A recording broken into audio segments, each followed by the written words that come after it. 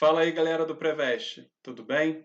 Então, vamos hoje continuar com o nosso tópico de população, porém com a segunda parte da aula, que é exatamente sobre movimentos migratórios.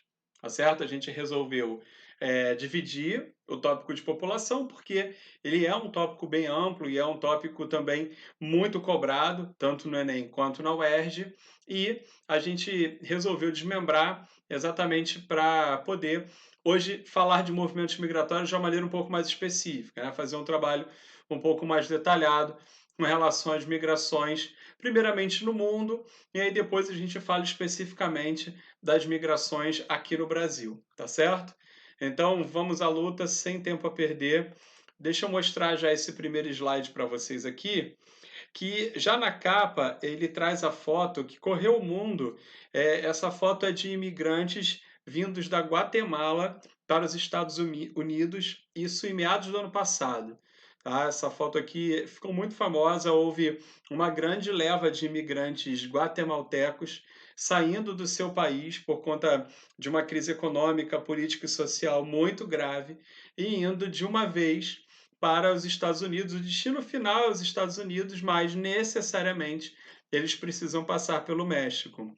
E foi bem dramático esse episódio, porque muitas famílias da Guatemala imigraram, casais com crianças pequenas, passaram noites e mais noites na estrada, né, sem nenhum tipo de condição.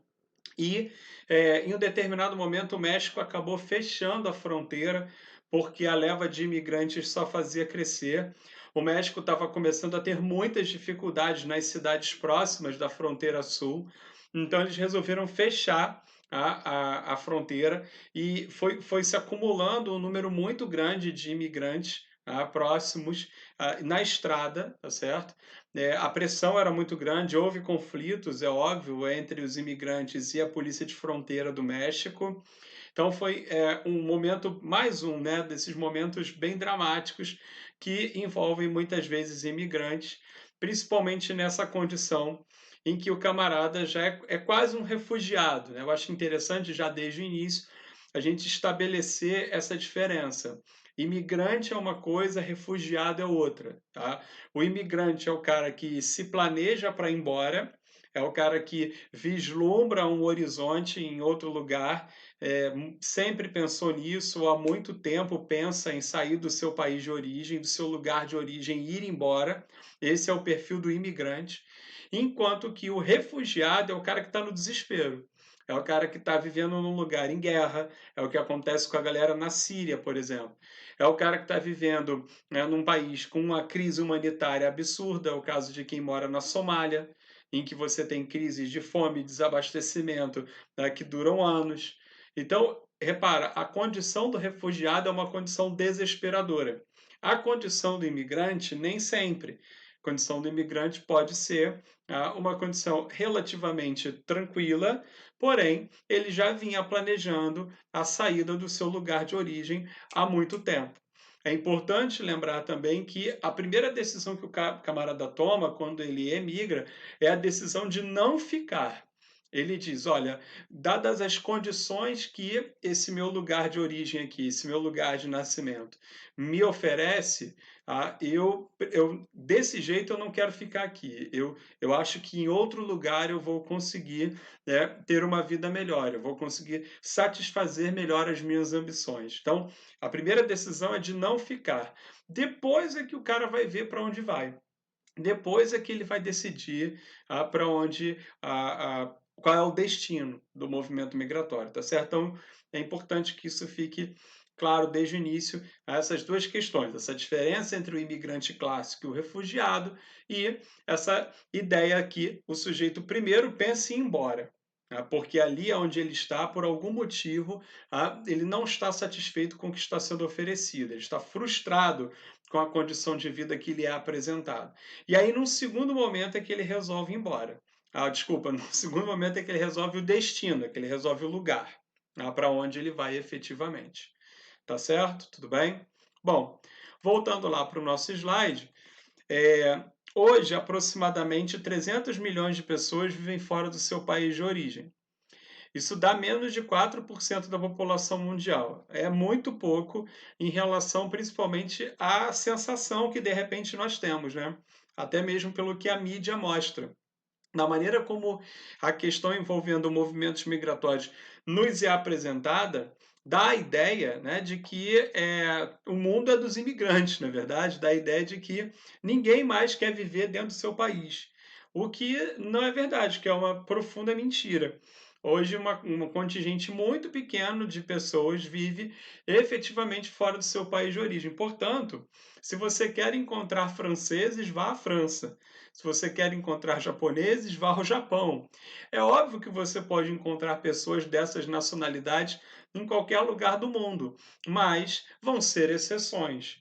Então é importante, tá, a gente entender desde já que mesmo nos Estados Unidos, daqui a pouco nós vamos ver os números, é exatamente o país que abriga o maior volume de imigrantes do mundo. Mesmo nos Estados Unidos, o imigrante é minoria, o imigrante é exceção, tá certo? Ele não é o contingente populacional principal, tá certo?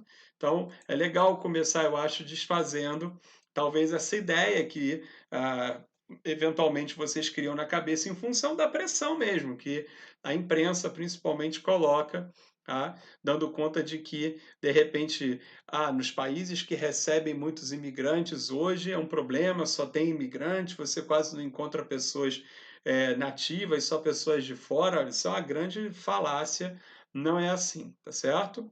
Dá para ver aqui que o percentual é muito pequeno. Daqui a pouco a gente vai se aprofundar nesses números, vocês vão ver. Bom, esse mapa aqui é um mapa que já caiu na prova da UERJ, tá? Eu tirei de lá. Sempre que der para a gente tirar alguns desses elementos de contextualização que já caíram na prova da UERJ, a gente vai fazer aqui, tá? Na UERJ, no Enem. Então, é legal tirar esses elementos, colocar aqui no nosso slide, exatamente para que a gente comece a ter mais intimidade com esses, a gente chama de elemento de contextualização, é aquilo que a questão te apresenta para poder apresentar o enunciado. Tá? Então, esse mapinha, ele serviu para isso. Ele mostra os principais fluxos migratórios do final do século XX e do início do século XXI. O que dá para perceber aqui nitidamente é que os fluxos migratórios de países em desenvolvimento ou subdesenvolvidos para países desenvolvidos vão predominar, né? Isso acontece, com relação à imigração de latinos para a América anglo-saxônica, mais especificamente para os Estados Unidos. As áreas em verde são as áreas que mais recebem imigrantes do que dispensam pessoas, tá? Enquanto que as áreas em laranja são as áreas de onde os imigrantes saem, as áreas de saída, né? Voltando aqui, a Europa é um grande receptor de imigrantes e esses caras vêm principalmente de onde? Da África, do norte da África e do Oriente Médio, tá certo? Outra região que se destaca no que diz respeito à imigração é o Sudeste Asiático. Também é uma região de muita saída de imigrantes, imigrantes indianos, nós já vamos ver isso, imigrantes chineses, que vem crescendo, né, cada vez mais, e essa galera vem se espalhando por vários lugares do mundo, inclusive no Brasil. A gente vai ver daqui a pouco também que o contingente de imigrantes chineses no Brasil já é significativo. Tudo bem? Então esse mapa aqui ele mostra o panorama dos principais fluxos migratórios no mundo, as migrações internacionais e as migrações intercontinentais também, né? As migrações entre os continentes. Reparem uma coisa que eu quero chamar a atenção aqui de vocês, é que existem dois movimentos migratórios que não são muito trabalhados normalmente. Primeiro, esse aqui, dentro do próprio continente africano, um movimento para a África do Sul, em direção à África do Sul, vindos da África Central e de alguns países da África Austral, especificamente para a África do Sul. Daqui a pouco eu vou mostrar um mapa para vocês, mostrando exatamente o movimento migratório dentro do continente africano. E um outro movimento aqui do chifre da África, ó, Sudão, Somália, Etiópia, para a Península Arábica, tá certo? É um movimento migratório também bem significativo. A Península Arábica recebe um contingente muito grande de imigrantes, mas a gente normalmente dá mais atenção para os imigrantes chegando na Europa e chegando na América Anglo-Saxônica, mais especificamente nos Estados Unidos, né? Mas a Península Arábica recebe um contingente bem significativo de imigrantes também, tá certo? Assim como a Austrália, como vocês estão vendo aqui. No caso da Austrália, eles têm inclusive programas, né? Um programa de imigração, principalmente para mão de obra qualificada na área de engenharia, uma particularidade aqui da política imigratória da Austrália, tá certo? Então, colocado esse panorama geral, vamos ver aqui esse gráfico que mostra a evolução do número de imigrantes no mundo. Tá? Percebam que a gente trabalha bastante a ideia da evolução dos transportes e das telecomunicações, o que, obviamente, do ponto de vista técnico, do ponto de vista logístico, tornou a imigração mais fácil, tornou, na verdade, a circulação de pessoas em algo mais fácil. Hoje nós temos voos, hoje nós temos ligações entre diversas partes do mundo, que antes não existiam. Fora isso, as telecomunicações, como elas conseguem mostrar para a gente informações sobre outros lugares, de repente o imigrante pode decidir ir para um local que ele nem sabia que existia, mas viu lá uma propaganda na internet, viu alguma imagem na televisão, e aí de repente aquilo desperta o interesse do cara e o camarada acaba indo para esse destino. Então, tecnicamente falando, do ponto de vista logístico, essa evolução dos transportes e das comunicações acabou tornando mais fácil os movimentos migratórios. Embora as leis de imigração tenham sido apertadas ao longo dos últimos anos, essas leis elas visam justamente aumentar a burocracia, aumentar o controle sobre esse grande contingente de imigrantes que chega, mas elas não estão sendo suficientes para barrar a chegada de imigrantes nos países. Ela dificulta, mas ela não vem sendo, essas leis, elas não vêm, essas regras mais rígidas, elas não vêm sendo suficientes para reduzir o fluxo de imigrantes no mundo, como a gente pode ver aqui no gráfico, tá? Desde a década de 1990, o contingente só aumenta, tá? Então, ó, no mundo, a gente saiu de algo em torno de 150 milhões de imigrantes e foi para algo em torno de 250 milhões em 2015, como eu coloquei para vocês lá no primeiro slide. Hoje são mais ou menos 300 milhões de imigrantes. Se a gente for destrinchar isso entre regiões desenvolvidas e em desenvolvimento, acontece aqui, ó. Percebam que a distância dos imigrantes nas regiões desenvolvidas e em desenvolvimento era menor na década de 90. Ao longo do tempo, ó, ela foi aumentando.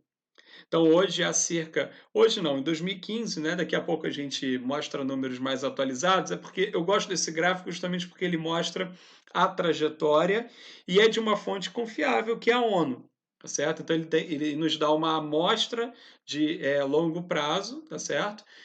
E mostra essa evolução.